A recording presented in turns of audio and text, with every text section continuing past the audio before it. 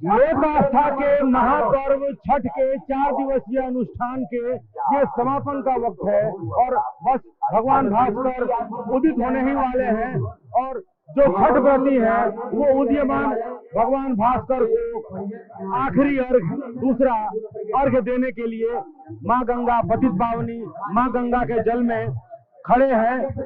हालांकि कुछ जो व्रती हैं वो अर्घ दे चुके हैं और अपने अपने घर को भी प्रस्थान करने की तैयारी कर रहे हैं, क्योंकि ये 4 दिनों का जो अनुष्ठान है इसमें 36 घंटे तक छठ व्रती निर्जला व्रत करती है।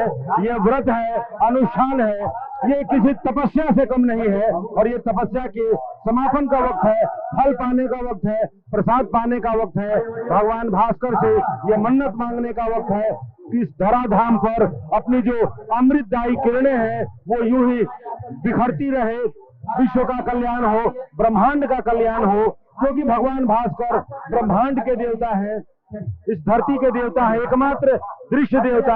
और भारतीय सांस्कृतिक परंपरा में ये अद्भुत, ये उदाहरण विरले ही कहीं मिलेगा कि किसी पर्व में, किसी त्योहार में हम डूबते हुए सूर्य को नमस्कार करें, उसे अर्घ दें, उसे पूजें, क्योंकि दुनिया उगते हुए सूर्य को तो सलाम करती है, लेकिन भारतीय सांस्कृतिक परंपरा में यह अद्भुत अद्वितीय है जब हम डूबते हुए सूर्य को भी अर्घ देते हैं और उसके बाद अभी उदीयमान सूर्य को भी अर्घ दे रहे हैं। यानी कि ये जो प्रकृति का नियम है, स्थापित नियम है कि जो अस्त होगा उसका डूबना भी तय है। पहले हम डूबते हुए सूर्य को अर्घ देते हैं इस मान्यता के साथ कि जो आज अस्त हो रहा है वो कल उदित भी होगा।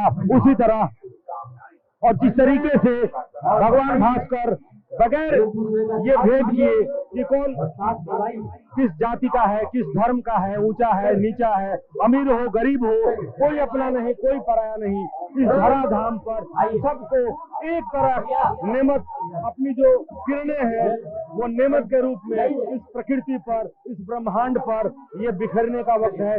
और ये समापन, किसी भी यज्ञ का समापन यज्ञाहुति से होती है और यहाँ पर आप देखिए कि ये परंपरा है कि गंगा घाट पर यज्ञाहुति दी जाती है। ये समापन, किसी भी यज्ञ का समापन जिस तरीके से होता है कि हम पूर्णाहुति करते हैं, उसी तरह से ये पूर्णाहुति का वक्त है।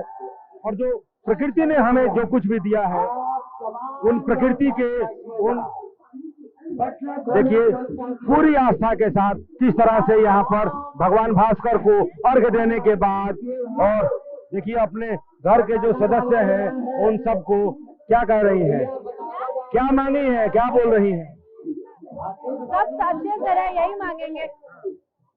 माता जी यहाँ कैसे पूरी आस्था के साथ भगवान भास्कर को, जैसे 36 घंटे के निर्जला व्रत के बाद ये अनुष्ठान की समाप्ति हुई है और उसके बाद से क्या मन्नत, देखिए। अच्छा, हम जरा भगवान भास्कर सबका कल्याण करें, विश्व का कल्याण हो, क्योंकि ये समाज की पूजा है।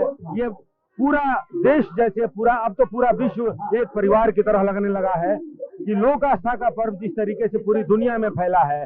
क्या मांगी है माता जी, क्या मन्नत मांगी है? मन्नत पूरा होगा तब बताएंगे।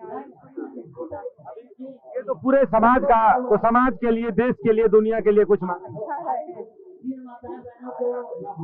अच्छा रहे, सब कुछ अच्छा रहे। लेकिन एक बात इस छठ में देखने को मिलती है कि जो पुरातन काल से और परंपराओं से, और परंपराओं में प्रकृति ने हमें जो दिया है, सूर्य ने जीवन को जो दिया है, वनस्पतियों को जो दिया है, जीव, वनस्पति और प्रकृति के संबंधों का ये पर्व है। और ये प्रकृति आपको दिखेगी, कोई आर्टिफिशियलिटी नहीं, कोई कृत्रिमता नहीं, जो नैसर्गिक, जो लौकिक चीजें हैं। और यहाँ देखिए, ना कोई ब्राह्मण है, ना कोई कर्मकांड है और ना ही कोई विशेष मंत्र है, क्योंकि सूर्य को गुरु भी माना गया है, उनको भगवान भी माना गया है, मित्र भी माना गया है। तो भगवान और जो उनके भक्त हैं उनके बीच सीधा संबंध है, कोई तीसरा नहीं है।